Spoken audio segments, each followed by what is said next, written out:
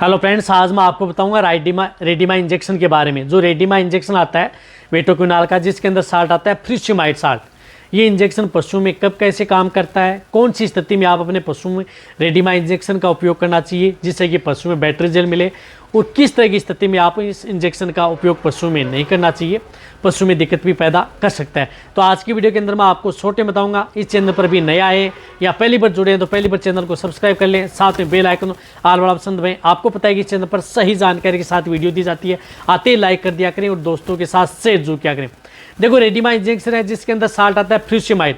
अब देखो, फ्यूरामाइड salt injection आपके पशु में क्या काम करता है कि यदि आपके पशु की बॉडी में कहीं पर भी जिस प्रकार से यदि एडिमा है, जैसे जिस प्रकार से अडर एडिमा हो गया, जैसे यदि आपकी ताज़ा गाय भैंस है उसके अडर व थन में सूजन है, पानी सा भर गया है, जैसे अडर व टीट होती है, कहीं पर वहाँ से पानी प्रारंभ हो जाता है बाहर निकलना, तो उस तरह के केस के अंदर आप इस रेडिमा इंजेक्शन का उपयोग किया जा सकता है। यानी एडिमा, पशु के शरीर में कहीं पर भी यदि पानी भर जाता है तो उस पानी को आप अपने पशु में पेशाब के साथ बाहर करने में रेडिमा इंजेक्शन का सबसे बड़ा योगदान होता है और बहुत अच्छा रिजल्ट आपके पशु में देता है। तो उस तरह के केस के अंदर आप उपयोग कर सकते हैं।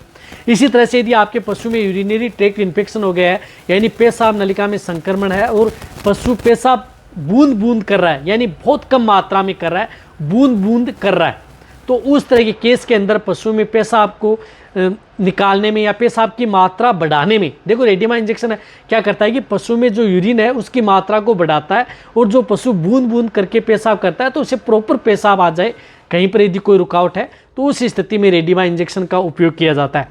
यदि आपके पशु में पेशाब से संबंधित दिक्कत है, सपोज करो दिक्कत है 2 दिन हो गए, 3 दिन हो गए, 4 दिन हो गए, पशु पेशाब नहीं कर रहा है और पेशाब की थैली में जो पेशाब वो भर चुका है, और जिस प्रकार से कई बार हम देखते हैं बछड़ियों में नीचे से लटका रहता है, तो उस तरह के केस के अंदर आप कभी भी रेडिमा इंजेक्शन का उपयोग नहीं करना चाहिए। कहने का मतलब है कि यदि पशु में फतरी पड़ गई है, पेशाब बिल्कुल उतर ही नहीं रहा है और समय यदि 2 से 4 दिन हो चुके हैं, तो उस तरह के केस के अंदर आप इस इंजेक्शन का उपयोग भूल कर भी नहीं करना चाहिए। इस इंजेक्शन का उपयोग एक्यूट स्टेज में किया जाता है, तुरंत स्थिति में या बूंद बूंद करके जब कोई स्थिति है तो उस स्थिति में, या कहीं पर रुकावट हो गई है तो।